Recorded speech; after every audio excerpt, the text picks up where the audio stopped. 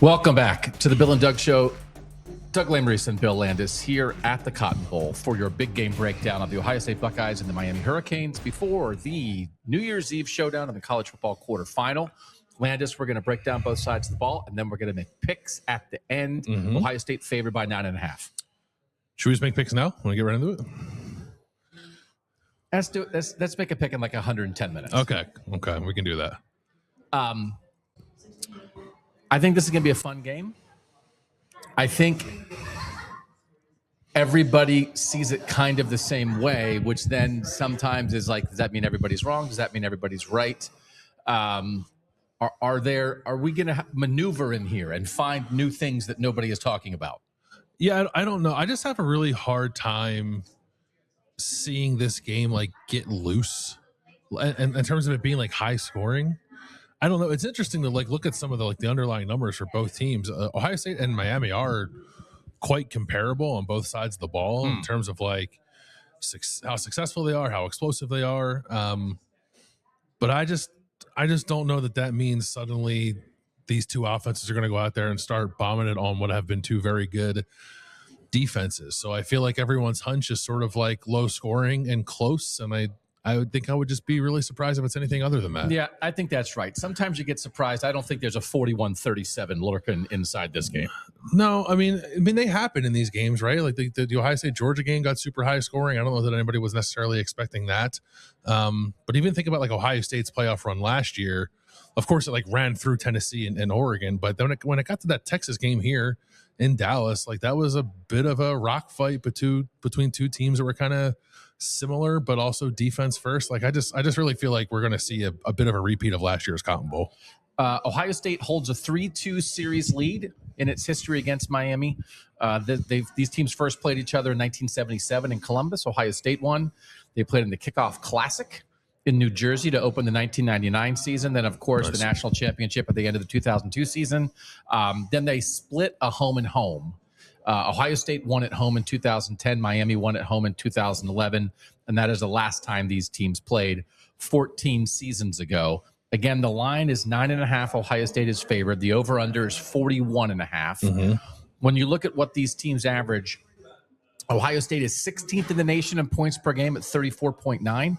Miami is 28th at 32.2. Ohio State's defense is first in the nation, giving up just 8.2 points per game. Miami is fourth, giving up 13 points per game. As you're saying, two defense-first teams. Miami's defense is legit. Like I really do. I don't think it's the best defense that Ohio State has seen because they just played Indiana. But I think it's Indiana, it's Miami, and then I think there might actually be like a pretty significant drop off to the next best defense that Ohio State has seen. So like I think people are aware of that. They're aware of the talent that Miami has defensively, but I'm just a little I don't know, like cautious toward the idea of Ohio State's had so much time to prepare for this, get ready for offensive fireworks. I'm not saying it can't happen, but I want to show like proper deference, I think, to a Miami defense that I think has been among the best in the country this year. By the FEI rankings that we like to cite a lot of the time, it's a drive-to-drive metric. Ohio State is second in the country. Ohio State is first defensively, ninth offensively. Miami is eighth in the country. Miami is sixth defensively, 22nd on offense. Can I go first? Sure, yeah. Okay. I have Miami offense versus Ohio State defense. Yes. And then you have the opposite thing. We always like to double check ourselves on camera to make sure that we didn't study the same side of the ball. Can I make a statement first about Miami as a whole? Miami plays in a conference of lunatics. They really do. You start diving in and you just start watching ACC football and you are like, what is going on over here? Yeah. It's like I feel like you used to be able to like has the ACC I think has like sort of become Maction, right? Yes. It's just like the silliness that happens that used to happen in weeknight MAC games now just happens on a weekly basis in the ACC on Saturdays. Yeah, it's action. They don't even need to make it's just action. It's entertaining, but insane. I do think as we spend most of our time watching Big Ten football now, I really do think the ACC and the Big 12 are just both a little loose, In the Big 12, there are two big schools left, Texas and Oklahoma left. And in the ACC, like the big schools kind of fell off a cliff because that was Clemson, that was Florida State once upon a time. Now Miami is back from that, right? But they're not. They're big dogs. The big dogs aren't quite at the level of the big dogs in the SEC and the big dogs in the Big Ten. And then I think what happens, because I think there's a perception around Miami that is based kind of on one thing that I want to run by you, and it is they have like 6 big guys, and in that conference, I think that can stand out. And I think it's similar for Texas Tech with that defense that Texas Tech bought, right? That they have like, they bought an offensive line too, but Texas Tech is even based more on the defense. That you do something and it's a conference where like there's maybe some crazy quarterback play and there's some offensive guys who can do some stuff, but there's not a ton of big physical dudes. And so if you have a team like that, it can stand out. And I think that is the perception, and I think it's correct of Miami in that context. Yeah. I think in the ACC, week to week, that's what they are. But I think as you then apply that as they come out into the world, here's the big guys.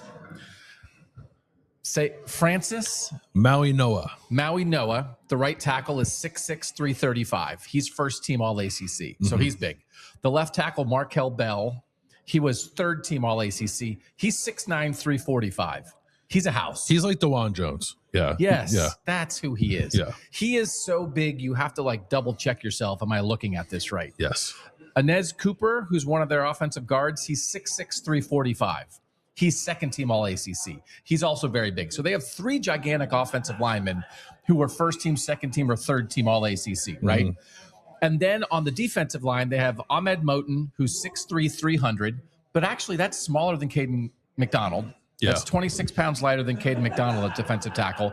And then they have these 2 awesome defensive ends that we'll get to on your side of the ball, and Bain and Messidor, who are actually smaller than Kenyatta Jackson and are kind of like Caden Curry sized. And Caden Curry's not gigantic, but I think there's a perception of them of being like these hulking game destroyers. I will say, like, we did not do much at Miami's portion of media day because we were doing a podcast and then it was like practically over by the time we finished.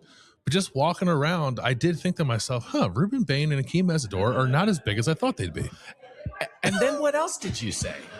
They're like, Miami is not a particularly big football team.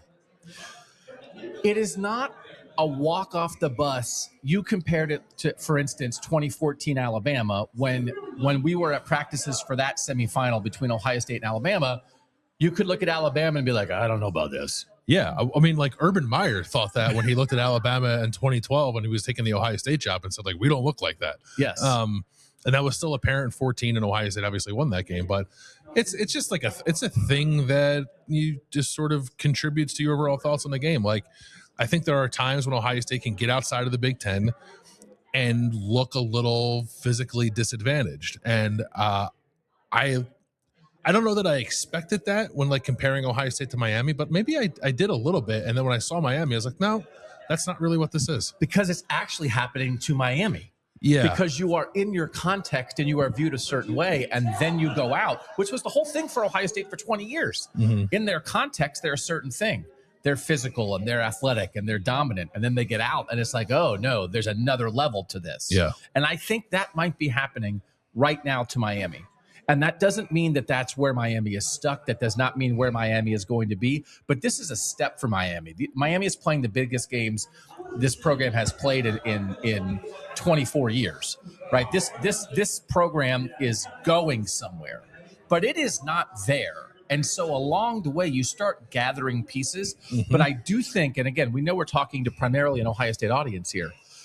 I think perhaps the primary discussion around this game has been, man, Miami in the trenches, like, watch out. And it's true. They have some guys.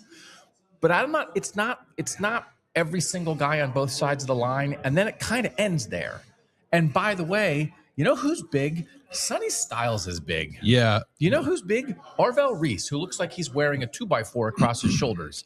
You know who's big? Like Jeremiah Smith. Yes. And Carnell Tate. Yeah. So Yeah. I think we do want to it's not a ledge because I don't think Ohio State fans are like, well, that's it. They're big. We can't win. That's not what Ohio State fans are thinking. But if you have a certain impression of this game, I think we would like to walk you back 2 steps on that. I think that is like, I don't know if it is the entirety of the national narrative that is forming around this game, but as I see people entertaining the idea of Miami winning this game as 9.5-point underdogs, that's where they start. Yes. That Miami is bigger and more physical in the trenches than Ohio State is. And at the very least, I guess like the bigger part is probably a little overstated. They are a very physical team. That much is true if you watch them play, but this is not a physical mismatch, I don't think. No, I think that is correct. And so let's start on the Miami offensive line as we start on this side of the ball. Miami offense versus Ohio State defense. I don't know that I get the impression from watching them that they're just like road grading you. And that when they get like going in the run game, that they are just like moving the line of scrimmage 3 yards and then dominating you. And I think you can see that happen. I mean, I think sometimes Michigan in its run at its best would do that to you sometimes. Yeah. Like they're 41st in line yards, which is like not a exact science to kind of calculate what you're talking about, but like they're big, they're physical, they do move people, but they're not like, I don't know that they're running you over on every play. This isn't the Joe Moore award-winning offensive line. No. And again, I do think you can come out of the Big Ten, and in a Big Ten that has programs like Iowa and programs like Penn State and programs like Michigan and programs that have an offensive line identity, like that's nothing new. Mm-hmm. Like you have to deal with this kind of thing all the time. So I do think that's how Miami sees itself, though. With Mario Cristobal being a former lineman. I think Miami sees itself like that, and I think part of the analysis of this game is wrapped in that. Yeah. But we're not in the ACC anymore. Right. I think that's right. Yeah. Markel Bell.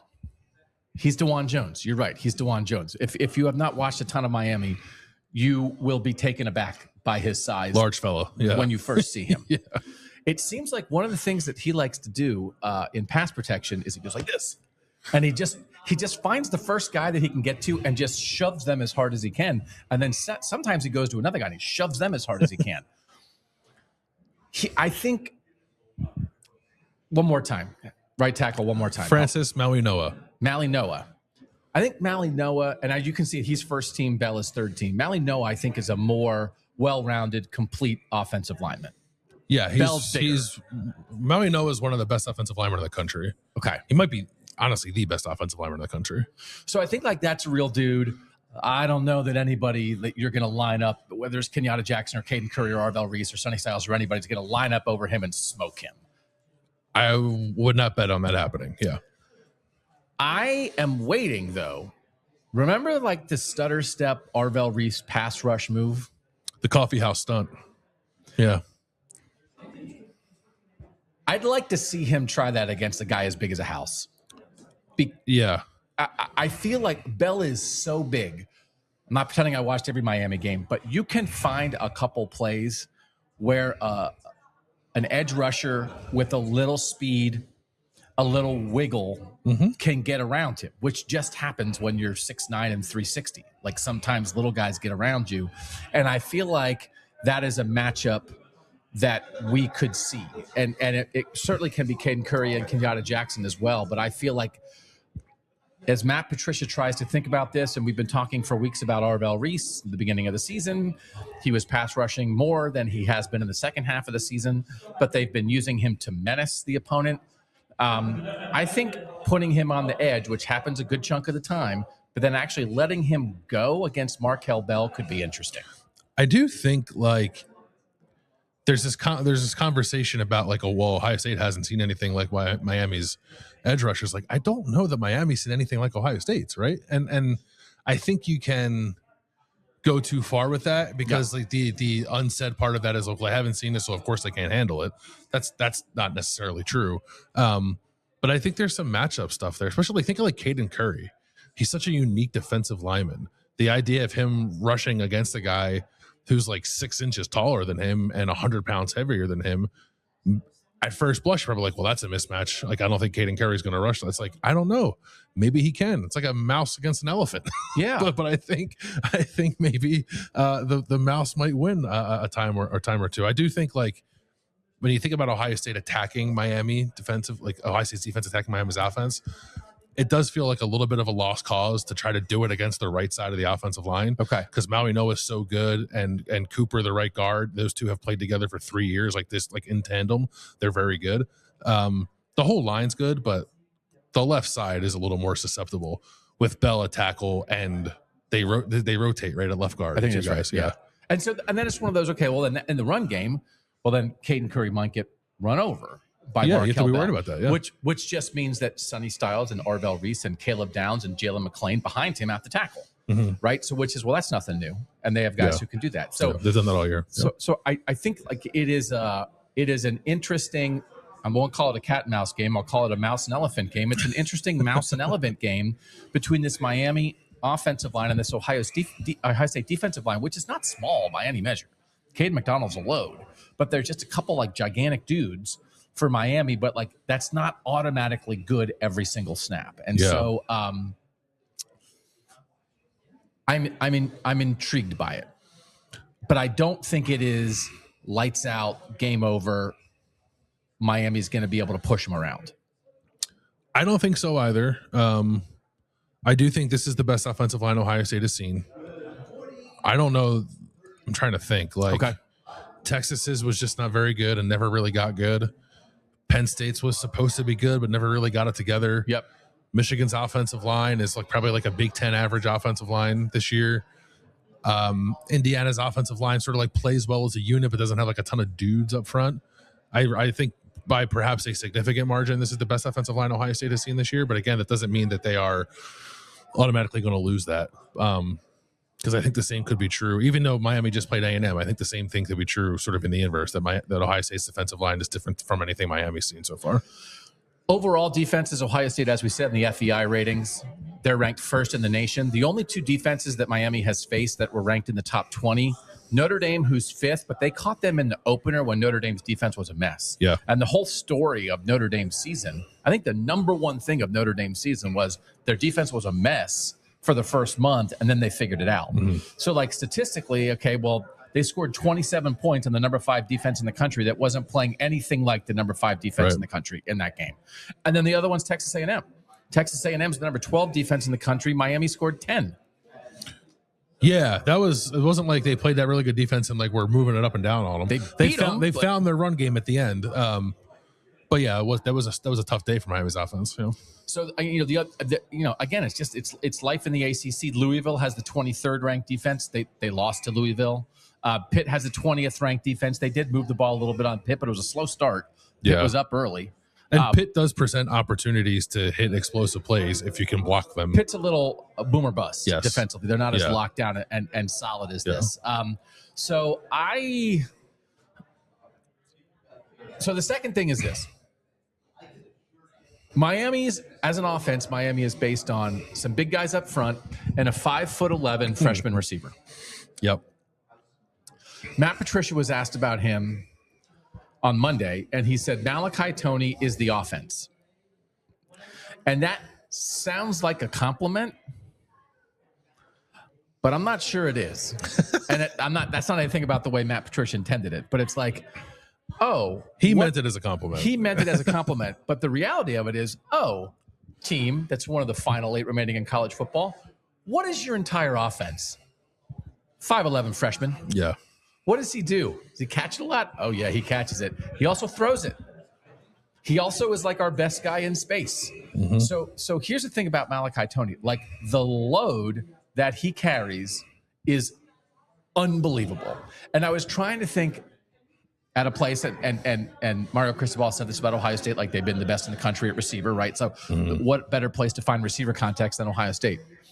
I couldn't, because Ohio State doesn't recruit 5'11" slot receivers anymore. They stopped doing it. Yeah.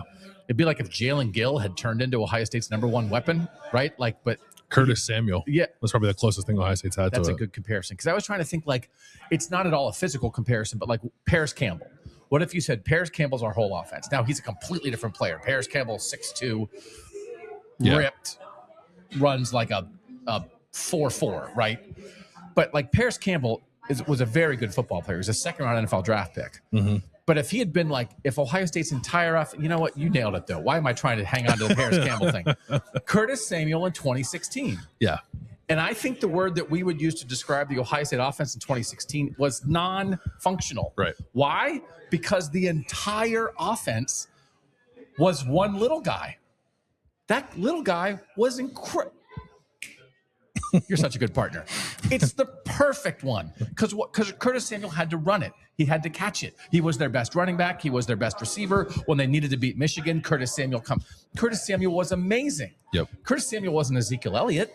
No. Curtis Samuel wasn't Jeremiah Smith. Curtis Samuel was a second-round pick. He's a very good player. If he is your entire offense, there's something wrong with your offense. Yeah. I do think that's true. I would think, like, and I haven't compared, like, Ohio State's offense in 2016 was quite dysfunctional.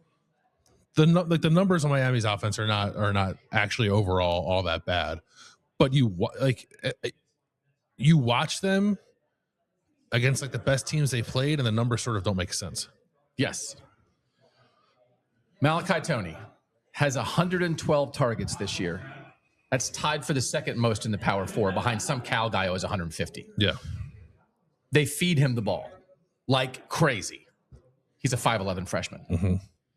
He has 27 missed tackles forced this year. Among Power Four receivers, that's second. Yeah. They get him the ball in space and then rely on him to make things happen. A lot of like bubbles, that kind of stuff. Quick, just get it to him quickly. Yeah. And then, which again was the Curtis Samuel offense. Here, Curtis, do something. But even down to like the little pop pass jet sweep that's not a pass but counts as one because the quarterback is throwing it, like the game-winning touchdown that Malachi Toney scored against Texas A&M. I was watching ESPN the other day. They were talking about Carson Beck. Like, Carson Beck throws the game-winning touchdown against A&M. I was like, no, he didn't. He just let the ball float out of his hands while Malachi Toney ran by him like a maniac and took it on a sweep. But like, when he catches those sweeps and then takes it 10 yards and makes two guys miss, that counts as missed tackles forced after the catch. So like, it's like slightly misleading, but all of it is to illustrate that like he's a pretty dangerous player. Malachi Toney has 649 yards after the catch, which is by far the most among any power conference receivers. Like, this is how much they rely on this guy. Again, for comparison's sake, and one of the things that you have said correctly this year is that Ohio State doesn't get to the ball to its receivers on the move very much. Mm-hmm. Malachi Toney has 649 yards after the catch. Jeremiah Smith has 342. Yeah. He has almost double what Jeremiah Smith. That's just how different it is the way he's used. He's in the slot. You know who would have loved Malachi Toney? Urban Meyer. I mean, he is some version. He is some combination of Curtis Samuel and Percy Harvin and Dontre Wilson. God. Conjure, brother. Just keep bringing. That's exactly what this is. Yeah. When we were waiting, can you imagine? Like, Dontre Wilson had a good freshman year. Can you imagine if Dontre Wilson got to Ohio State in 2013 and Ohio State was like, he's the offense, 112 targets. So, that's what we're talking about. So it's one of those things where it's like, oh, Malachi Toney, individually as a true freshman, amazing. Mm-hmm. He is an amazing player. It is not an amazing situation for Miami that they rely on him as much as they do. And then when you think about, you and I were sort of talking about this, it's like I said, could Ohio State play Jermaine Matthews in the slot a little bit more? Because again, he's in the slot almost every snap. And you said, actually, Lorenzo Styles is probably faster and he's a big physical guy. But then also, as we talk about yards after the catch, that often is the kind of thing that does not work against Ohio State because they have a bunch of athletic guys who are going to rally to the ball. There are times when Malachi Toney has the ball in an ACC game, and there's maybe nobody on the opposing defense who is as athletic as him.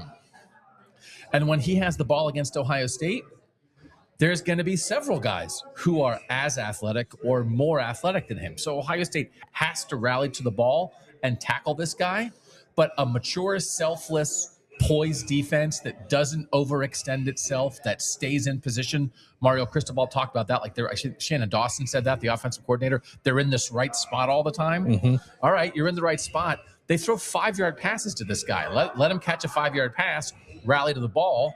Don't let him break a big one. And I'm not sure what the Miami offense is going to do. That's what A&M did. A&M against A&M, Malachi Toney had 5 catches for 22 yards, and he scored the game-winning touchdown on a jet sweep. But he has a huge fumble, right? He did have a huge fumble. Excuse me. But A&M just tackled really well on the perimeter, and I think Ohio State has done that kind of all year. That's part of the reason why I think Ohio State fans think like really good guy in the slot, Lorenzo Styles is in trouble. And I think when that guy is like a route machine, just like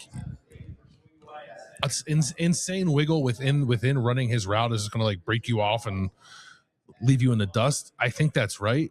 I don't know that that's what Toney is just yet. Maybe he can become that. But he is fast, obviously. But like Lorenzo Styles is fast too. Like guys have said that Lorenzo Styles is the fastest guy on Ohio State's team, and Lorenzo Styles can tackle. So I actually, I mean, whatever, famous last words, I suppose. But I don't hate that matchup for Ohio State. Yeah. So I said there's two stats I wanted to drop on you that Malachi Toney leads the nation. One is yards after catch for a receiver. The other is Malachi Toney has thrown more passes than any non-quarterback in the Power Four. Oh, really? He has thrown 7 passes this year. He is 4 of 7 passing. All 7 passes are since week 11. He's a high school quarterback, and the offensive coordinator in November figured out that he can throw. So he is 4 of 7. They line him up in the Wildcat. He lined up in the Wildcat and threw like a fade to the end zone, like he was a QB. They snap it to him in the Wildcat, roll out. Linebackers suck up. He hits a tight end wide open in the end zone. They run flea flicker stuff. They run jet sweep to Toney. Now Toney's going to throw. This is not a naturally explosive offense. They have 11 plays of 40 yards or more this season, which is ranked pretty low nationally. Ohio State has like 20. They're around the same as Ohio State in terms of plays of 20 yards or more, but like in the super explosive stuff, they don't really get it down the field like that very often. So they create, often like with Michigan, they create explosion through trick plays. And Malachi Toney's going to throw the ball in this game. So you must be prepared for that. But it's one of those, again, this was the Pitt game. It was the last game of the regular season I was watching. He takes the ball in the Wildcat, rolls to the right. There's 2 linebackers rolling with him and a tight end running between the linebackers, and both linebackers sucked up to Malachi Toney like he was going to run with the ball. And it's like, he's going to throw it. You have to know that he is going to throw it and treat him like a quarterback in those situations. So again, like 4 for 7 as a non-QB is crazy, and they are 100% going to do it. He's going to line up in the Wildcat. He's going to take jet sweeps. They do it in the red zone. But again, credit to them for figuring it out. But the reason they figured it out is because they don't get a lot of those plays naturally, whereas opposed to, I always want Ohio State to run trick plays, but their trick play is Carnell Tate's on our team. Right. I was watching the Miami-Louisville game. Again, Miami lost, and they were like trying to push it downfield, and Carson Beck just like kind of didn't have it in his arm to do it. And I wonder if that's any part of what led them to, let's see if we can't design some explosion because we can't just come by it naturally. Yeah. So let's get to Carson Beck. The good news for Miami is that Malachi Toney is quite a threat throwing the ball. The bad news for Miami is he might be the best passer on the team. Carson Beck's average depth of target, which is how far the ball travels down the field on average when you throw it, is 7.3. Excuse me. Just getting choked up about it. Just that guy is such a gamer. He only got a Lamborghini to go to Miami. It's 7.3 yards per attempt. That's 76 out of 81 qualifying quarterbacks in the Power Four. They do not push the ball down the field. For comparison's sake, Fernando Mendoza, 9.5. The average depth of target, that's good. 18th in the nation. That's what Ohio State faced last time out. Julian Sayin, 8.7 yards, which is 41st in the nation. Again, Carson Beck is 7.3, which is 76th in the nation. 27% of his throws are behind the line of scrimmage, which is a lot. It is a lot, yeah. He is, they do a lot of little stuff like jet sweeps, like little bubble screens and stuff. He is also a check down monster. Let me rephrase that. He's like a check down teddy bear. He will take a soft, cuddly check down for 3 yards, and you don't even have to say please. He will just take it. There is almost no danger or threat in this passing game. He is sort of like an old robot sent to Miami to this conference of lunatics to be placed behind a couple giant humans on the offensive line to sort of calm everybody down. But then there's nothing else there. So I want to get into his scrambling or lack thereof in a moment. And then when you watch him, like just watching him, it'll be like, now they take a shot, and that is 5 yards off target. Yeah. Yeah. The 5 yards off target throw will also appear in this game. It will. I do think, and he was talking about this at the media day, that the wind did knock some passes that perhaps would have been errant anyway, more off target than they would have been otherwise. But you can watch more Miami games that were played in sort of more sterile conditions and see that once that ball gets 20 yards or so down the field, you're not quite sure where it's going. Matt Patricia, Carson Beck is efficient. He gets the ball out quick, which again sounds like a compliment, but is it? Because like when he holds it, then nothing good is going to happen. Right. So Carson Beck has scrambled, according to PFF, 22 times this year. Like 22 scrambled is like an okay amount. Julian Sayin has 11. Like Julian Sayin never scrambles. Right. Some quarterbacks have 60. Right. So 22, the raw number of scrambles is not like he's a statue. He's gained 75 yards on his 22 scrambles. There is nobody like around him in number of scrambles with as few yards as 75. I think perhaps he is the worst scrambler in the Power Four. So like this, like didn't he used to be good at it though? Wasn't he good at it previously? I don't know. I think maybe like the sand got in his gears when he got to South Beach, and like the quarterback robot doesn't work quite as well. I'm sure he's a fine person. We're just joking around at Sports Talk. He is not dangerous down the field. He is not dangerous when he gets on the move. He is going to check the ball down when there's pressure and get it out of his hands. But then when he does that, there's not that many dangerous people to get the ball to. So the ball, Malachi Toney, we covered, he's great. But many times the ball is leaving the hands of a non-dangerous offensive player and landing in the hands of a not that dangerous offensive player. And that's the Miami offense. Carson Beck has played football for a long time. In 2024 at Georgia, he scrambled 26 times for 190 yards. And in 2023 at Georgia, he scrambled 28 times for 171 yards. Maybe he got older. He certainly got worse. It's not there. Like, and it's one of those things again. So this is the thing that I am getting back around to on Arvell Reese. And I had a short conversation. We tried to talk to as many people as we could on Monday at the media day. I had a short 2-minute conversation with Arvell Reese right at the end as the announcer was booming. 2 minutes left. I asked Arvell Reese about the freedom that he and Sonny Styles have to decide who's going to blitz, who's going to spot, who's going to drop. And he said, like, they can do that. He'll say, hey, Sonny, let me take this blitz. Or, Sonny, no, you get that gap, I'll drop, right? That kind of thing.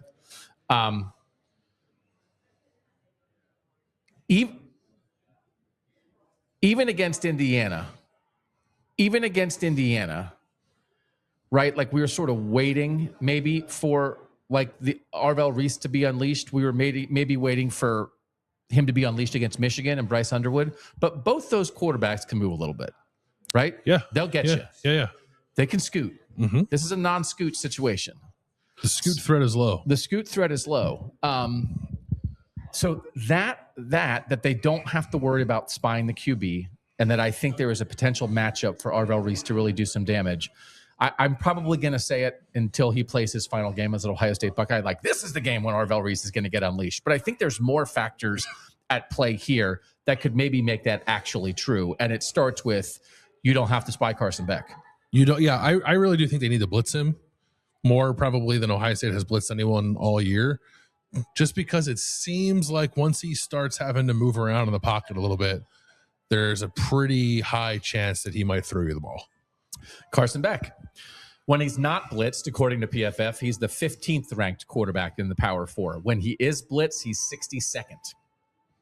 When he is kept clean in the pocket, whether it's a blitz or not, but they get after you.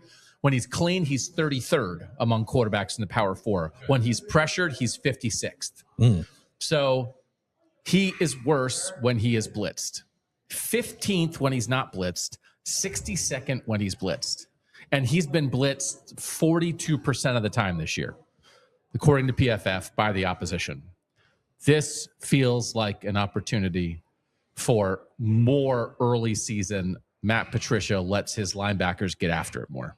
I'm looking up to see what Ohio State's blitz rate was against Texas. You don't have that handy, do you? I don't have that. Okay, so against Texas, Ohio State blitzed Arch Manning not that much, 29% of the time, but it just felt like there was a lot of like whatever simulated pressures, just like the design stuff, exotic stuff to like really get after a quarterback on an offensive line.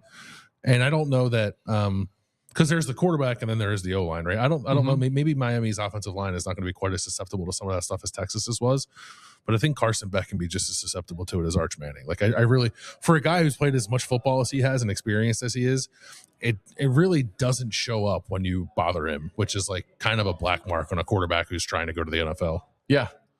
And this is one of those, like, all anybody talks about with him is his experience, because he was a 2-year starter at Georgia before he transferred to Miami. He's in his 6th year of college football. He's been around forever.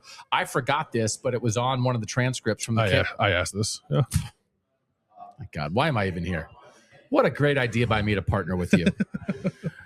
Are you serious? I'm like, hey, Bill, there's a good quote on the transcript. And you're like, yeah, I asked it. It's possible somebody else also asked him about Caleb Downs, but I did too. You asked Caleb Downs about playing Carson Beck in the 2023 SEC championship game. No. Oh, no. I asked Carson Beck about playing Caleb Downs. Oh, yeah. Okay. Yeah. Oh, you closed the loop on that. Yeah, okay. Well, here's what Caleb Downs said. He said, we knew we had to make it tough on him. Caleb Downs is a freshman safety for Alabama in that game. Carson Beck is an experienced Georgia quarterback. He's a really good player. He has a lot of experience. I played against him as a freshman. Georgia, Alabama, the SEC championship. He's played in a lot of big games. We're excited, and we're just going to try to make it as hard as possible as we can. So here's the thing. He has played in a lot of big games. Was it good in them? Like this. Yeah. Has he won them? So that game, that year, Alabama's defense was 8th in the FEI. So not quite as Ohio State, but it's an Alabama defense, right? Same as last year. Carson Beck in that game was 21 of 29 for 243 yards. No picks, no TDs, which might sound like, hey, you know what? He kind of managed it okay. On throws of 9 yards or less, he was 15 of 15. Ooh. On throws of 10 yards or more, he was 6 of 14. So in that, and Alabama won. Yeah. So in that big moment against a great defense, what happened, and I'm not going to pretend I went back and watched that game, but the stats tell you he took all the little stuff. He took the easy stuff. There was no threat. There was no danger. He was 1 of 5 on throws over 20 yards, and his team didn't win. So that, and he's older. He's 2 years older than that. I don't think he's better. I think maybe he's worse. Maybe he's the same. I think the best Carson Beck was his first year starting at Georgia. I think that's probably right.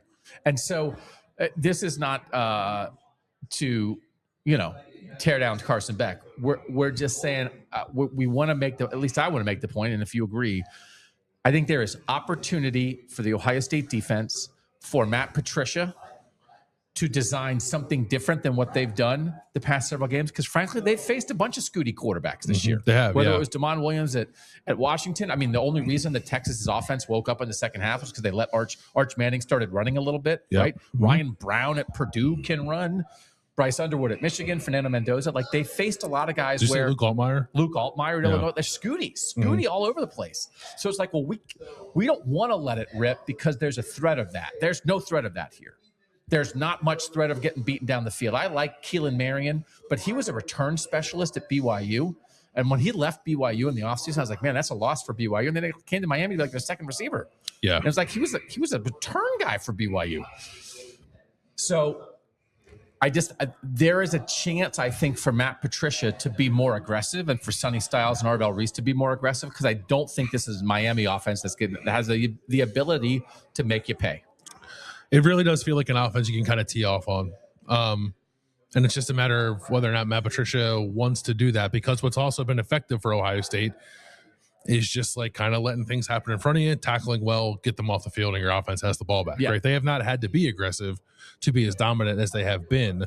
So I'm curious about that. I don't know that it's an automatic that they suddenly flip the script a little bit. I know I wasn't listening to Matt Patricia, but I saw a video. He was kind of talking about maybe we have some stuff we haven't done yet. And he had like a little bit of a smirk on his face. And I don't know if that's just a guy understanding that everything he says in the lead up to the game is going to be magnified. So why not throw something like that out there?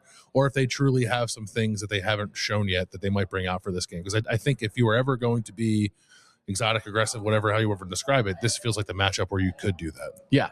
And it's one of those, there was especially time early in the year where it felt like Ohio State would come out vanilla, give up a drive early, you know, usually hold it to 3, but maybe give up some early points. You know, I wonder if it could be a version of that plan A is let's do what we've always done and see if he can do anything with it. And then plan B is if Carson Beck can, because he's a veteran, we're going to unleash stuff on him. Yeah. But maybe you don't unleash the stuff right away if you don't need to. If being a sound 1 through 11 run to the ball and tackle defense is enough, then just do that. So I don't know that I'm anticipating Arvell Reese going crazy on Carson Beck on the first drive. But I think if Miami goes up 7-0, I think on the second drive he will. I think you will. I would. All right, let's get that on the table. I guess it's so simple as this. Like, will Arvell Reese have a sack in this game? Yes. Because he hasn't had one since November 1st. Yeah. So I think because there's you're like, go crazy, blitz Carson Beck 50% of the time, like have Arvell Reese be part of the pass rush on 40% of plays, or strategically here and there. But I would bet he gets one because I just think he's a good matchup on Bell. I just think Arvell Reese on Markel Bell is a good matchup for Ohio State. And I think he could be a good matchup on some of the interior guys too. Yes. Again, I just like Maui Noah just sort of like X's out his side, which is great. He's an All-American for a reason. But that doesn't mean the whole offensive line operates that way. Right. And then run game, Mark Fletcher, third-year player, originally committed to Ohio State, South Florida kid, who then flipped to Miami. I talked to him briefly. Seems like a fine young man. Yeah. Had very nice things to say about Columbus, had very nice things to say about Ohio State, but he just wanted to stay home in the end. He kind of put the game away for them against Texas A&M, ran for 170 yards, and everybody was like, why didn't they go more to him sooner? He hasn't been sort of like the go-to back necessarily all year, but he's a good player. But I don't think he is he's not Ezekiel Elliott either. So no, I think with the run game, so like Ohio State's defense has been a little susceptible at times to like gap scheme runs with pullers, counter power, that kind of stuff. They have some guys who can get out and pull too. Do that. They're primarily a zone-based running team, which I do think leans into Ohio State's defensive strengths. But they run enough like gap scheme stuff and have run enough throughout the year that if they wanted to suddenly do more of that in this game, it wouldn't be like out of left field. Like I think they've repped it enough to be good at it. That's probably honestly the thing that I'm most curious about with this matchup is if Miami decides to flip it to more of a gap based run scheme, can they actually find any kind of consistent success running the ball? Okay. All right. That's all I got for Miami offense versus Ohio State defense. Okay. The floor is yours for Ohio State offense versus Miami defense. Shall we start with the defensive line of Miami? I think they're good. I think I said this to you, and I can't remember if I said it on a podcast. When I was like diving into stuff, the thing that stuck out to me the most is that Ruben Bain and Akeem Mesidor don't come off the field. Ruben Bain, snap count, 707 as a defensive end, leads the defense with 707 snaps. That's crazy. Akeem Mesidor, the other defensive end, third on the defense with 648 snaps.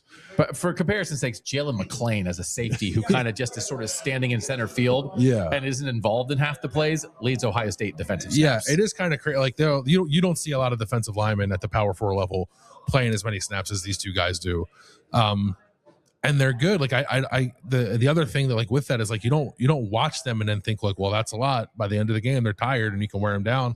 I don't know that I saw a bunch of that either. Miami will rotate like 4 guys through defensive tackle and kind of keep guys fresh that way. But there will not be a meaningful snap in this game where Ruben Bain number 4 and Akeem Mesidor number 3 are off the field. They're just going to be out there the whole time. They move them around some. They drop out a fair amount. I think that's honestly like how they get them rest. Okay, they'll drop them out in the zone and say like, don't rush on this play. And they're athletic enough, I think, to kind of like hold their own in space. There's like a rush front that they'll get into with Bain and Mesidor on the same side. Oh, that's probably the thing that I saw when watching Miami, where I was like, oh, that's interesting, and I wonder what Ohio State can do to try to combat that, because I do think when you put them on the same side, you then invite like the opportunity to start running some twists and stuff to try to spring one of them open. And there was a little bit of that against Texas A&M that was effective. But I do think there's like a stylistic thing here that we discussed before, where these guys are maniacs as pass rushers. They're about as good as it gets in college football. But Miami's style is just kind of let them pin their ears back and get after it, and they're not doing a lot of the stuff that Indiana was doing, which is like there's a twist on every play. Right. Every play the defensive line's moving. The same thing happened with Ohio State against Wisconsin. Every play the defensive line's moving. I think if Miami started to do that in this game, it would be out of character. I actually wonder if Miami did that in this game, if it would be to their detriment, because they're not used to it. So I all of a sudden Ohio State's running through huge gaps, just creases. Julian Sayin's escaping because there's holes. Right. So I think I would be surprised if Miami did that. I think there's always that balance, right, of when you get to this point of the season, do you do what got you here, or do you like really try to mix it up? And I think by and large teams fall back on what got them here. And what has gotten Miami here defensively is those guys just kind of getting after it as individuals.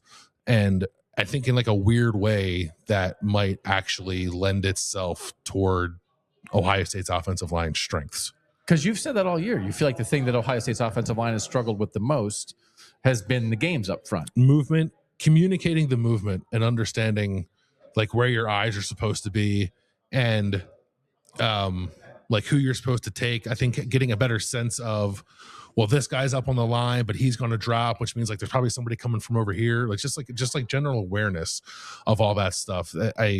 I think within games, they have done a good job of eventually figuring out, but there have been games like the Wisconsin game and the Indiana game are the ones that jump out the most, where it just took them a really long time to figure it out. And they eventually did, but in the course of doing that, they just kind of left a lot of opportunities out on the field. And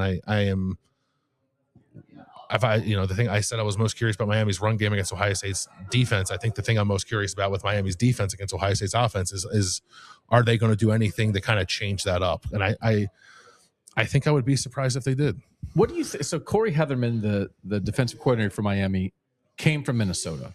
So he's gone against Ohio State before. So he was the Minnesota defensive coordinator last year. Ohio State did not play Minnesota. He was the Rutgers linebackers coach the year before that. He did coach against Ohio State. Okay. And then prior to that, he was at James Madison. But I was like trying to talk to some people at Media Day to ask, because Brian Haynes, the Indiana defensive coordinator, obviously came from James Madison with Kurt Cignetti. And I said, like, is there anything similar schematically between like what Indiana does and what Miami might do that with like JMU as the through line? And the answer was like, no, not really. Okay. So that's where my mind went immediately when this matchup popped up. I was like, well, that's like kind of maybe you're facing the same defense back to back. And that's not the vibes that I got. I think there's like some of the old Penn State defenses, not the Jim Knowles versions, but like the super aggressive Penn State defenses where like their defensive line was almost at times like allowed to like kind of like freelance and just like really get after it. I think is maybe more the flavor of this Miami defense that Ohio State's getting ready to face. They're not like super in your face with man coverage, but they'll play a decent amount of cover one. They play primarily cover three, which Ohio State's seen a lot of this year. And they play a little bit of like cover two, Tampa 2 stuff. Maybe they'll play more of that with the healthy Jeremiah Smith and Carnell Tate. But I don't know that it's like super complex, I guess. I think it, and it's, I don't mean that in like in a derogatory way, because I think in college football, sometimes coaches can get overly complex and really put their players in a bad spot. And I think Corey Heatherman in Miami has done a good job of just understanding that he's got really good football players, especially up front, but kind of sprinkled out through all three levels of the defense, that like, you don't have to get cute. Just like let those guys be good. But then you get into like a matchup game, right? And it's like and Ryan Day talks about that all the time. It's like that's good until you get into the matchup game, and then maybe does your lack of complexity become a little bit of a hindrance? I think that could be possible. But we talked about a little bit of that with Ohio State defensively back in the era when they would have Chase Young on the defensive line up and say, "We're going to beat your guy and sack you, and we're going to cover you with Jeff Okudah or Marshawn Lattimore or Denzel Ward and cover you man up, but we don't think you can beat us." And that defense wasn't complex, but because the players were so good, it was really effective. Yeah. And that kind of style. And again, I think the point here, important point probably is, okay, maybe if the Miami guys up front are in that kind of as dangerous as the best Ohio State edge rushers, they're not going to cover the way that Ohio State would cover and combine that coverage and pressure like Ohio State did at its best back in 2019. I think the thing about that Ohio State defense of 2019, it was like there was no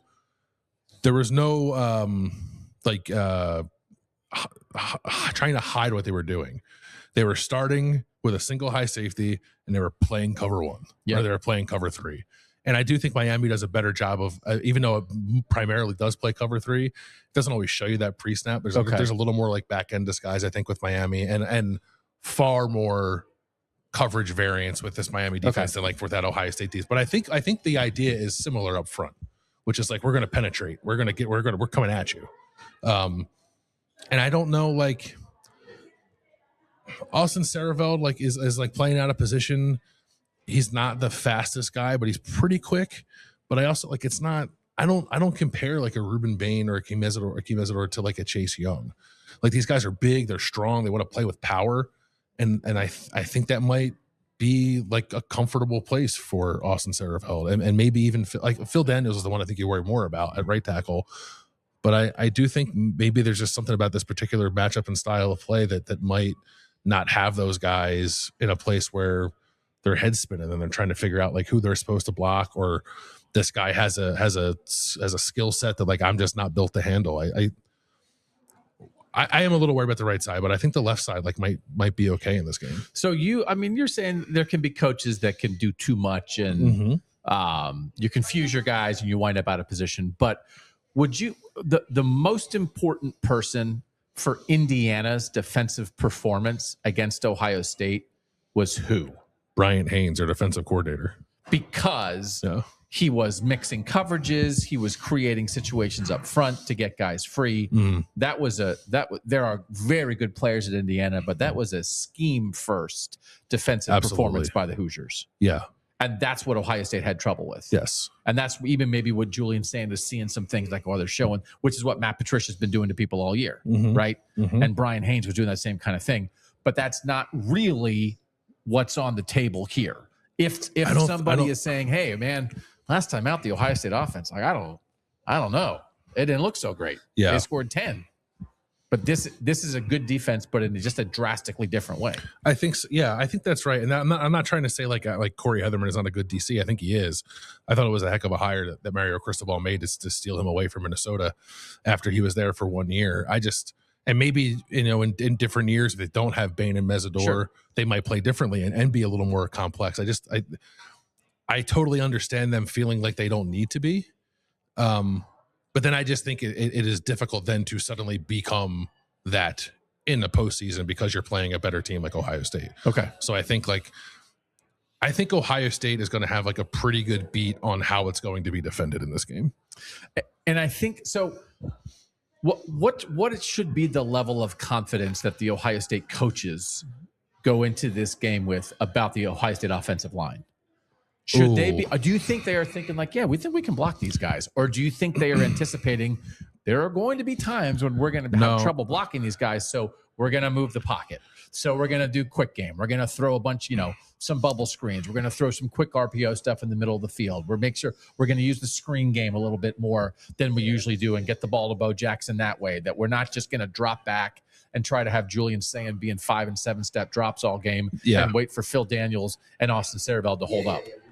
I think they will show proper respect to Miami's pass rush, because even if it is like whatever basic or not, basic's wrong because basic is derogatory, but if it's not the most complex thing in the world to handle, it's still very good. Yes. So and I don't think Ohio State's going to just strap it up and block them on every single play. I think there will be pressure on Julian Sayin, and I think Ohio State needs to anticipate that and will anticipate that. So I am envisioning a lot of RPO. Whether that's down the field RPO, like those hitches we've seen. I would love to see Ohio State get more into the like middle of the field in breaking RPOs where you actually give guys like Carnell, Tate, and Jeremiah Smith the chance to run with the ball after the catch. But a lot of what they tend to do is just like this free access hitches on the outside, which I think they probably will get against cover 3. And I think you can take advantage of those because I think that a lot of times that's like an easy free 8 yards on first down. I think you'll probably see I don't know that we've seen a ton of like those RPO bubbles, but I think you'll see some of those. I think at the very least you have to make Miami, which I think Miami's perimeter tackling has sort of like fluctuated throughout the year. It was really good against Texas A&M, but there have been other games where it's not been as good. I think you want to make them show sort of what kind of form they're in that way. So I would expect Jeremiah Smith, Carnell Tate, and probably even Brandon Innes to get some stuff on the perimeter just to see what that looks like.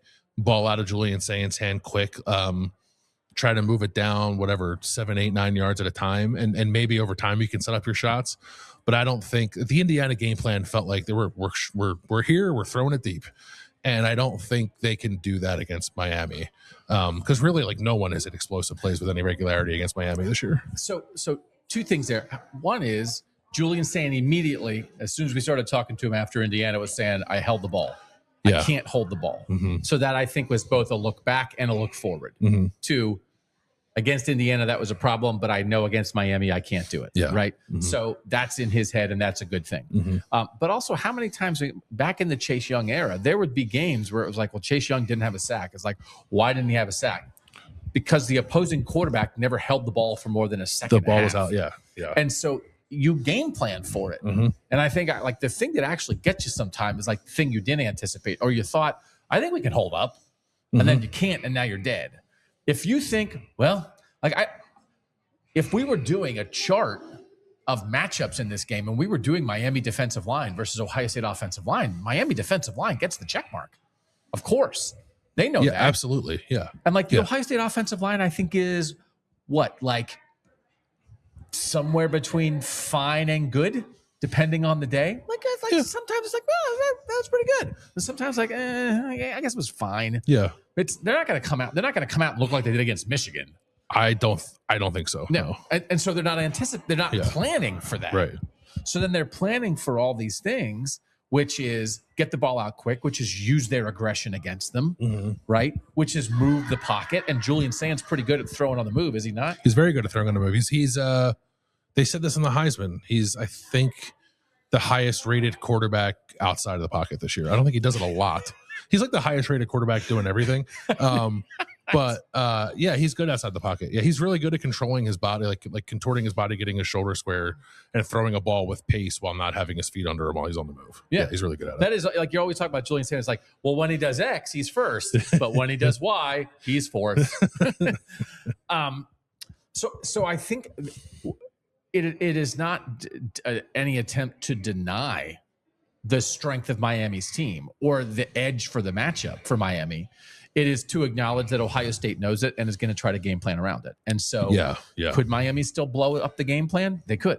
Absolutely, they could. But also, like, I would probably take the under on, like, if we set the, I don't know, like number of Ohio State catches where the ball travels 20 yards in the air. Would you set it at 1.5 and maybe take the under? Yeah, I would say maybe like 2 or 3 for the game. So they're not, but they can't get shot happy.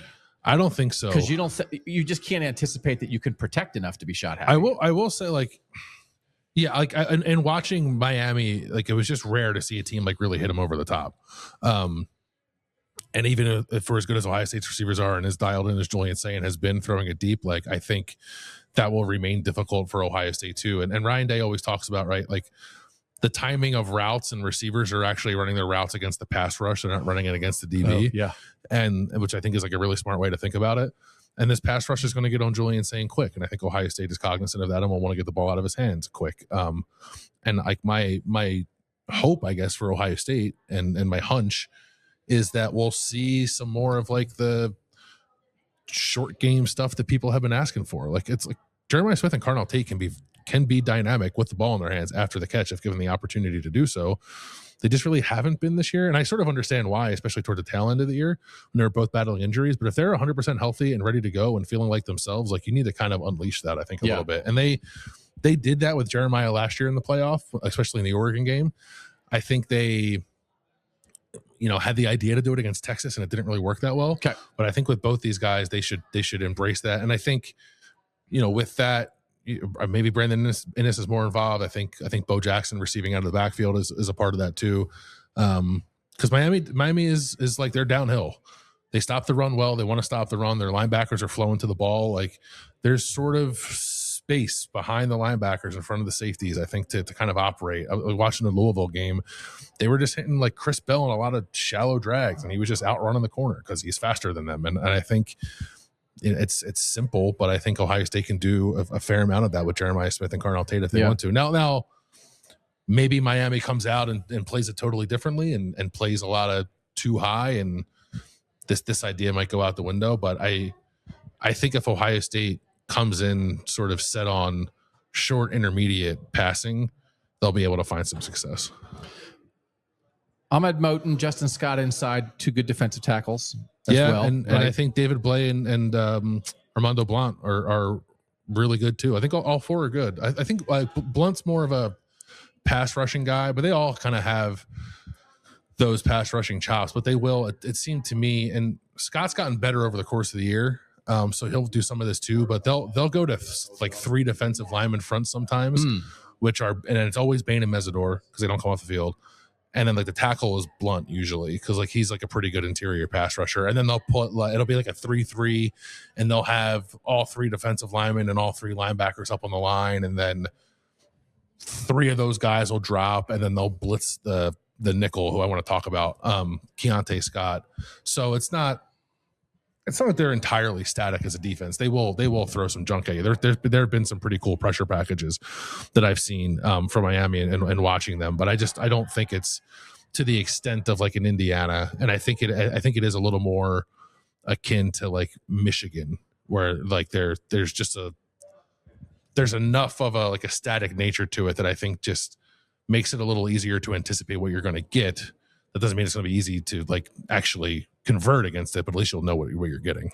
The interior of the Ohio State offensive line, Luke Montgomery at left guard, Carson Hinsman at center, and anticipating that Gabe Van Sickle will start at right guard. Should right guard be regarded as a weakness going into this game with Gabe Van Sickle as a second-year player anticipated to make his first career start?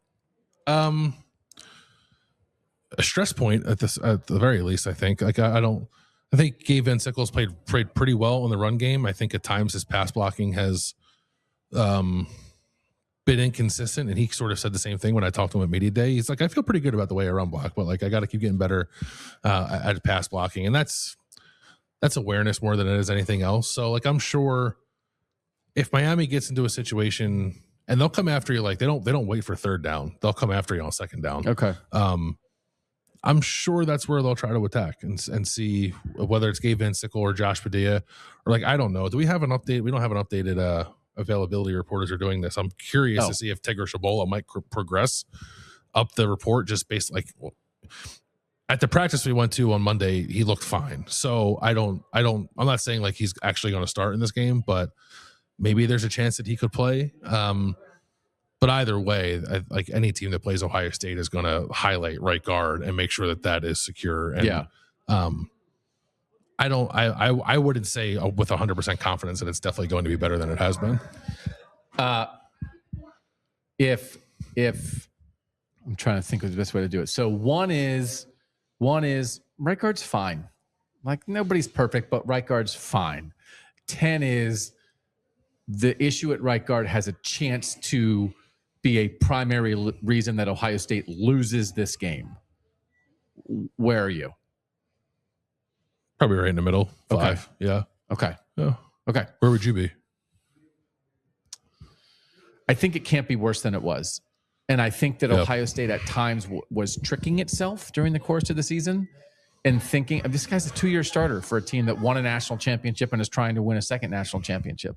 He is a big physical veteran player that I think that can sometimes be the worst situation, that a guy who was good enough to believe in, but not really quite good enough to do it consistently. And then the result is, well, that play got screwed up because one guy messed up, right? And as people analyze it over the course of the season, it wasn't only Tigger Shabola. There were other times when it's like, well, it was randomly Luke Montgomery got beat that play, or that was weird, Austin Serval got beat that play. But that was where more of the mistakes were. And I think I think it'll be okay this game. Nope, wrong. Oh, I think it'll be okay this game. Oh, he's pretty good that game. Oh, I think we're okay next game. Nope, you're not. Yeah. I think that's worse than, man, we got to help this guy who's making his first start. I would rather know I think the weakness that you don't anticipate is the weakness that kills you. Nobody's perfect 1 through 22 in all their starters. Right. The weakness that you plan for, you plugged a hole in the boat. So Yeah, no, I think there's some truth to that. I might be more of a 3. Yeah. I think I'm inclined to agree with you there. I do whether it's moving the pocket or helping out the right side with a running back or a tight end or something. I do think they're going to account for the fact that they're going to be more than likely inexperienced at right guard going up against a pretty good front. Yeah. So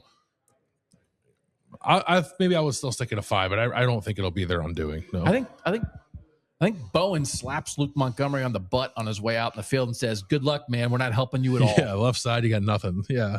I think that could be it, and maybe that's where some leakage happens occasionally. I think that's like where I have a really hard time seeing Ohio State like offense suddenly morphing into Death Star mode against this defense. I do think there'll be some setbacks that come from some tough individual matchups along the defensive line for Ohio State, but I think they can sort of mask that via game plan in a way that can still be effective. Luke Montgomery made his first 2 career starts last year in the semifinal in the national championship game, and he wasn't perfect, but he was good enough for them to win. Yeah. And so I think can Gabe Van Sickle be that?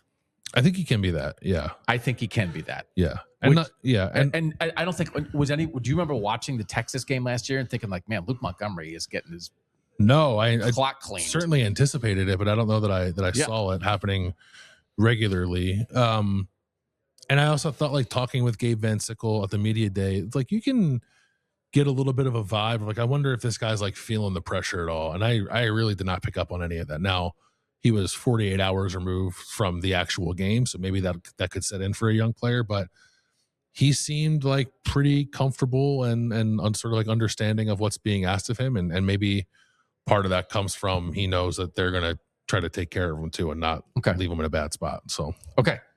Where else you want to go?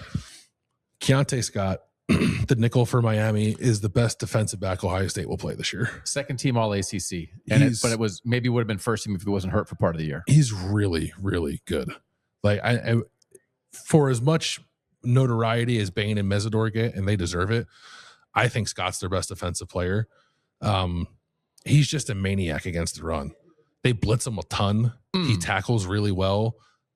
He doesn't quite do the same things as Caleb Downs, but there are times where he reminds me a little bit of Caleb Downs. He's primarily in the slot. He's not moving around the formation as much as Caleb Downs is, but he's the guy that I kind of worry about if Miami wants to get into some of these simulated pressures where a lineman will drop out and you're not aware of the nickel coming. He's so good that maybe you're always aware of him, but he's got a chance, I think, to really blow some stuff up. Whether that's getting after Julian Sayin, whether that's, tracking down runs from the backside, which has been an issue for Ohio State sometimes. He's just an excellent player. And I was actually pretty surprised in some of the games I have watched, because another thing that's jumped out to me is Miami has not faced a ton of 12 personnel this year. Call Keenan Bailey. Yeah. I didn't mention that to Keenan Bailey when I talked to him, but I'm sure he's aware of that.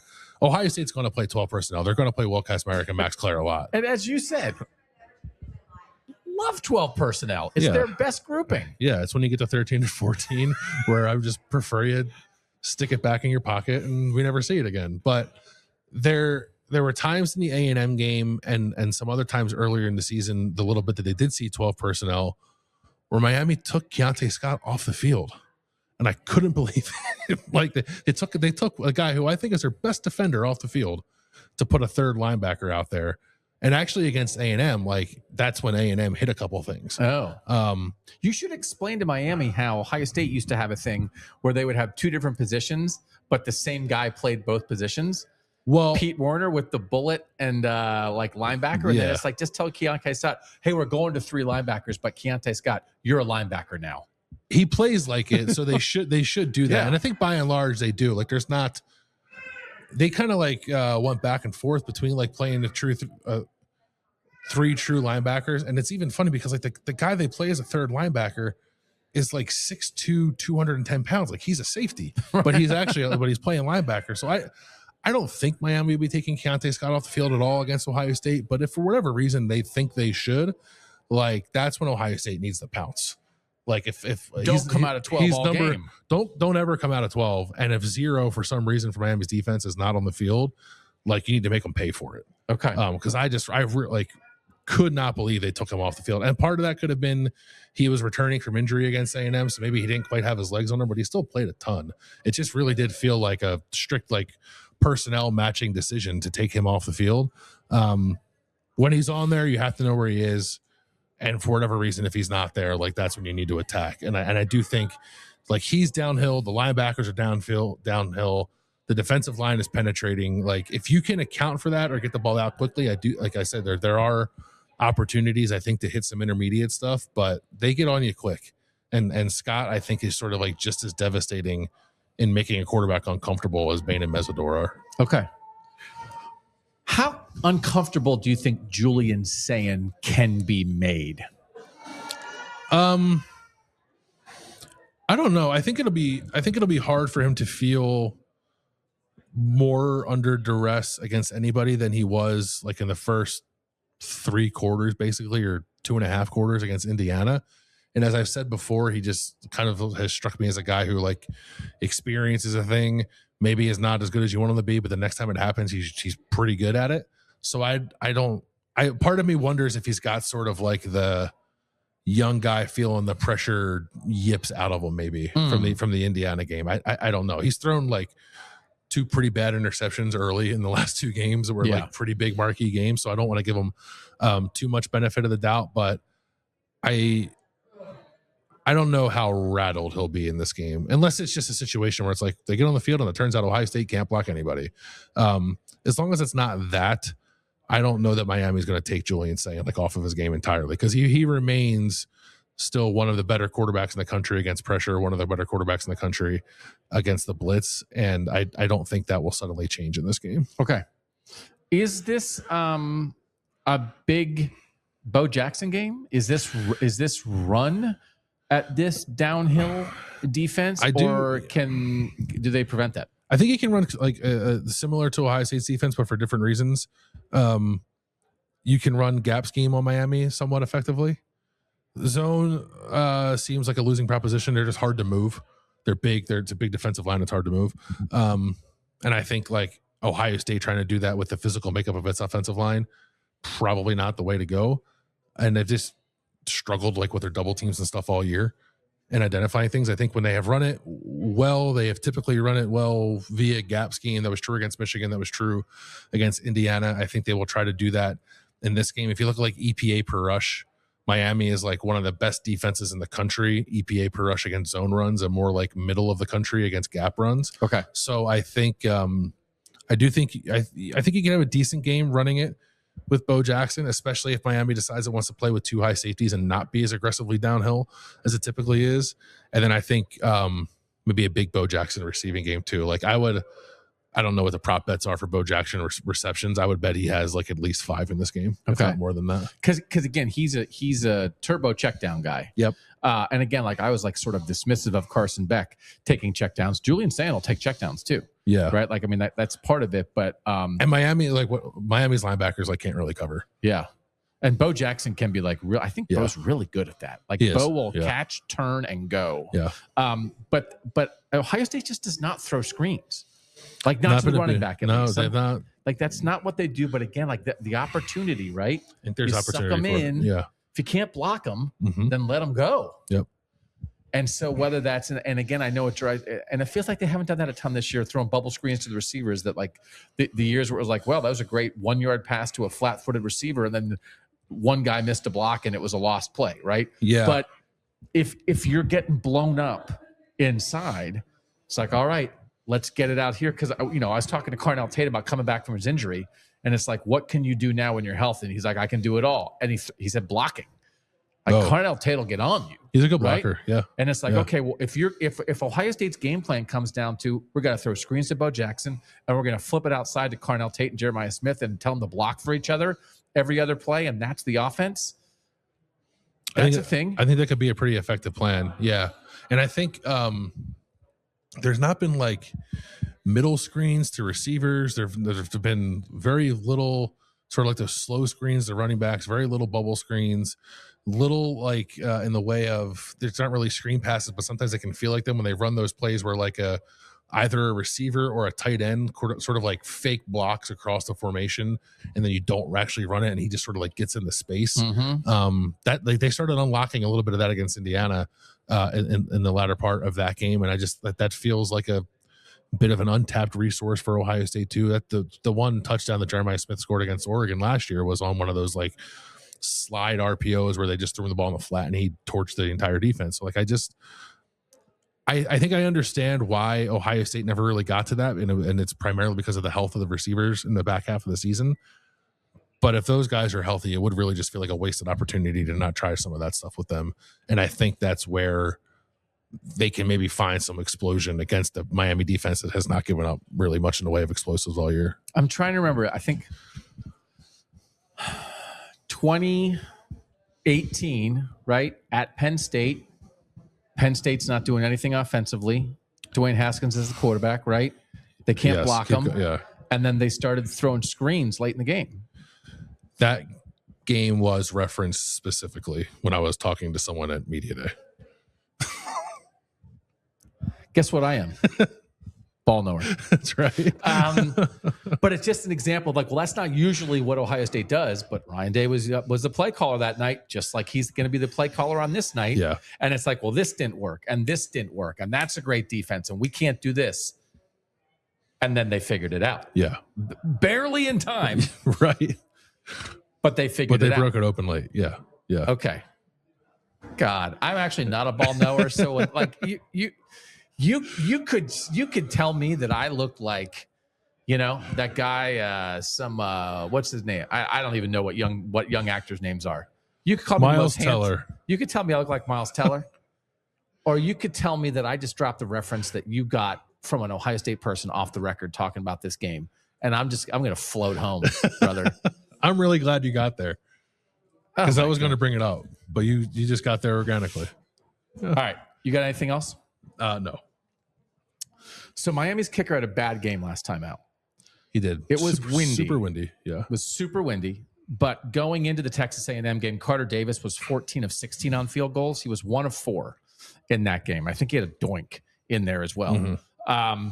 Mario Cristobal has been asked to, we're not changing kickers. He said, like, we couldn't throw, we couldn't kick. It was crazy windy. Mm-hmm. But that's a rough game for any kicker to come off of coming into this. And we bring it up in a situation where Ohio State's kicker, Jaden Fielding, is also coming off a rough game after missing a 27-yarder that would have tied it against Indiana in the Big Ten title game. So they're both might be in a little headspace, right? So, like, but as you're trying to think about this, it's like, okay, I mean, it's just no offense, but just I don't think Ohio State can trust its kicker.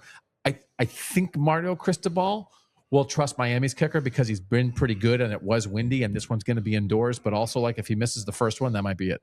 Yeah, I think he'll come in trusting it. Like, it's very easy to sort of justify whatever your trust because of the weather, I think. But if that first kick goes awry, or even like if it's good but like kind of looks like it wants to go wide, like I think that could change the calculus too. I'm just really not anticipating Ohio State kicking field goals in this game.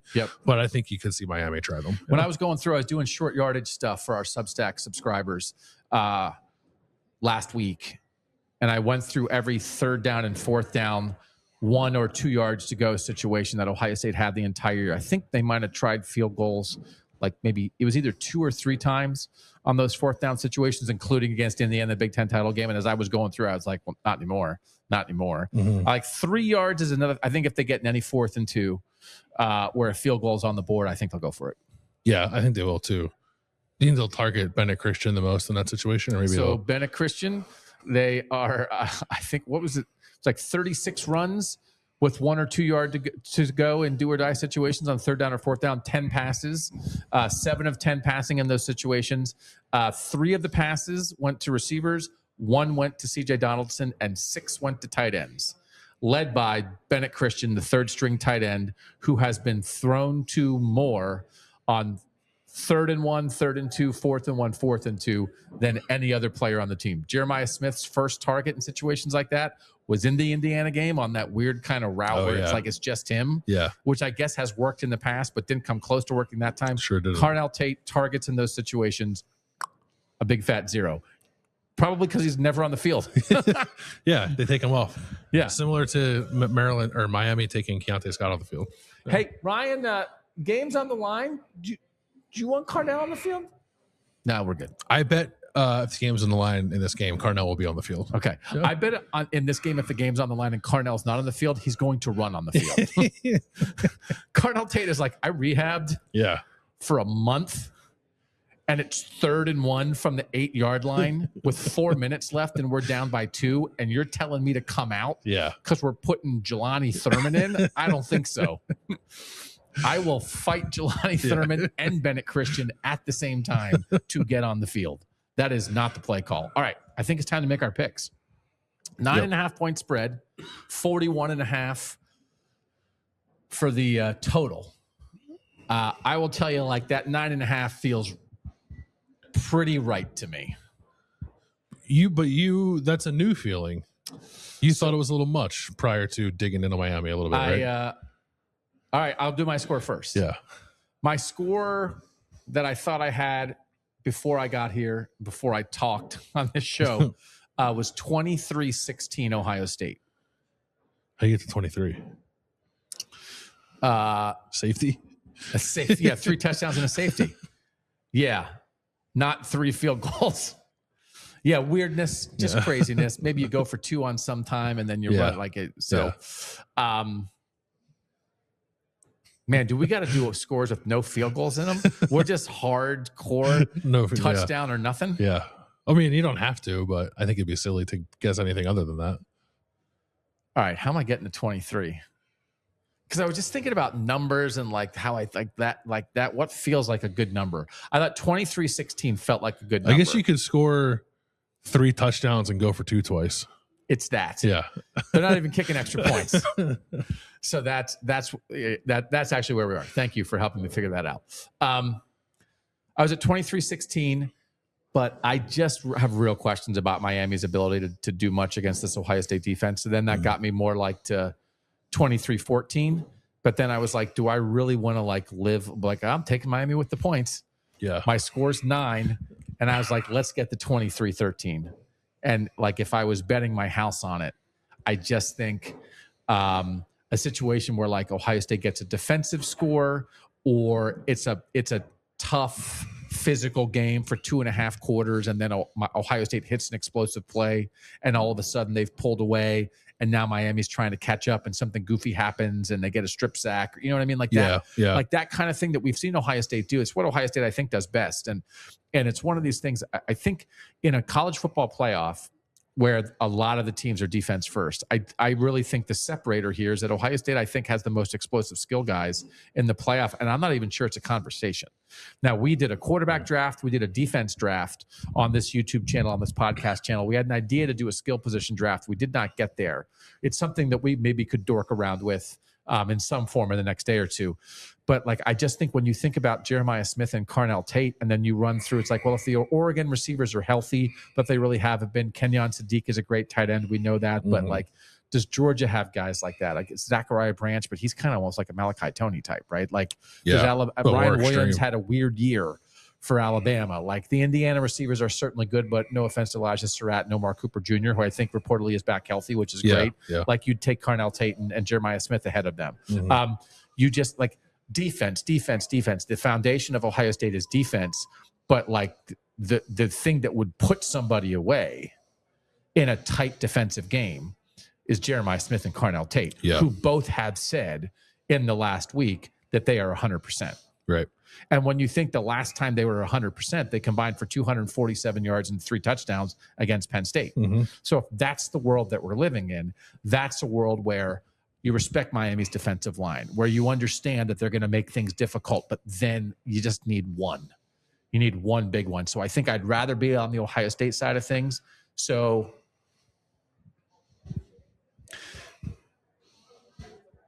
23-13. Okay. I think An 8, an 8, and a 7. Is that right? Yeah. Yes, an 8, Yeah. an 8, and a 7. Okay. I think you and I are thinking about this mostly in the same way.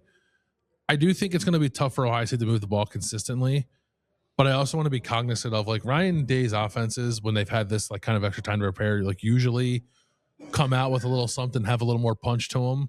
And I think they could spring a big play or two against Miami, but I don't think they're going to be in a position to run it up. And I have a hard time seeing Miami score more than 2 touchdowns against Ohio State. So I'm going to pick Ohio State.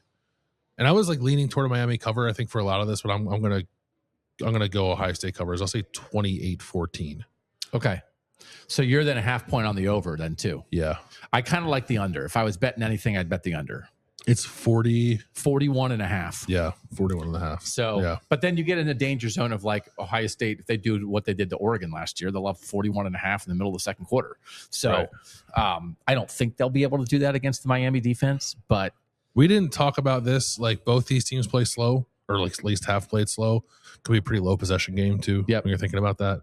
and you don't think Ohio, I mean, there's, again, our Substack, if you guys, we're putting up videos behind the scenes where we're doing extra shows on our Substack, Bill and Doug OSU.substack.com. There's been, I think, throughout the season, a lot of great questions from our Substack subscribers about if and when Ohio State gets up tempo. Is there anything about this game that would tell you that? Like, now is the time. Ryan Day's back calling the plays. This Miami defensive front, like, if you feel like you can't block them, well, maybe you start going and let the offensive line get some momentum, and all of a sudden you're running up to the line and you're trying to play fast. Is that anywhere to you? I think it could come into play with the idea that Bain and Mesidor don't come off the field. So do you think you can tire them out? I think is maybe not a bad thought. I really don't think like Ohio State's O-line has handled tempo well this year. It just seems like they get out of sorts when Ohio State tries to play fast. Okay. So but they're all. I'm anticipating it being a fairly pro Ohio State crowd, so I think they won't have to play on a silent count, which then maybe makes you a little more likely to play tempo. So I don't know. I think overall the pace probably be the same of what we've seen from Ohio State, but maybe you might see them sprinkle in tempo a little more than they have previously. Okay, 23-13 for me, 28-14 for you. We will have another video on this YouTube channel and podcast feed after. We'll have some kind of thing that the two coaches are going to have a news conference around I think 1:30 p.m. Central Time on Tuesday. So we'll have one more thing, but we also are going to do our national picks for the other 3 semifinals for Indiana, Alabama, for Georgia, Ole Miss, and for Texas Tech, Oregon. So we will have that video and podcast coming your way as well. And then we will continue. We gathered a lot of information at Media Day. We'll continue to write and provide some extra podcasts and video things for our Substack subscribers over there if you guys want to come join us. But I feel good about the breakdown. I feel good about it too. Yeah, I'm glad it's one of the things where I'm kind of glad it's over, because you can really inundate yourself with information with a game like this. Yeah. So I'm happy to get it out of the way. And it is wild to think about.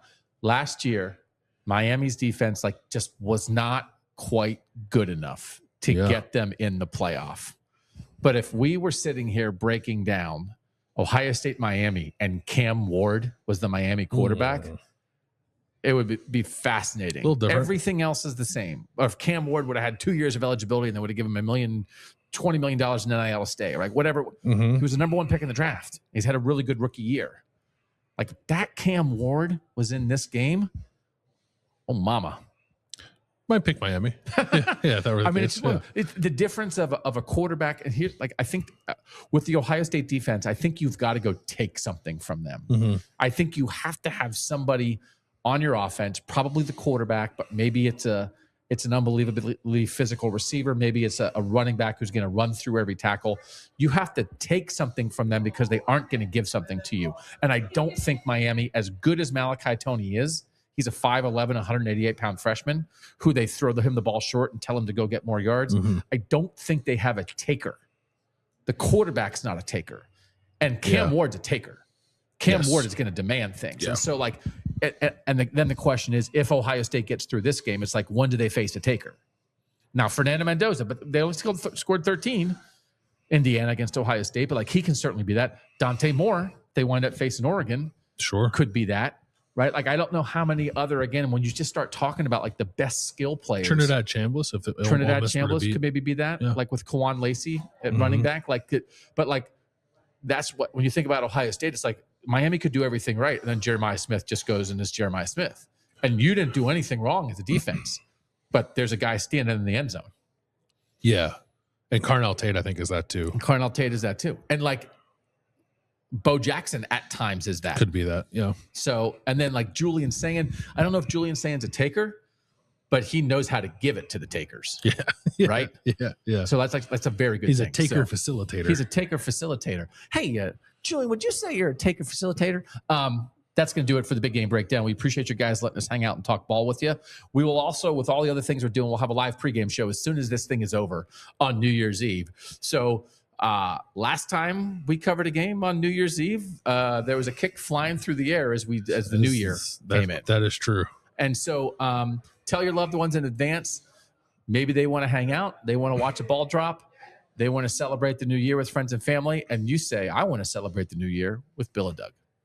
We'll be happy to be there with you. We're happy to be there. Yeah. And we'll both be dressed as a baby New Year. Well, one of us will be. We have to flip the coin to see who has to wear the diaper.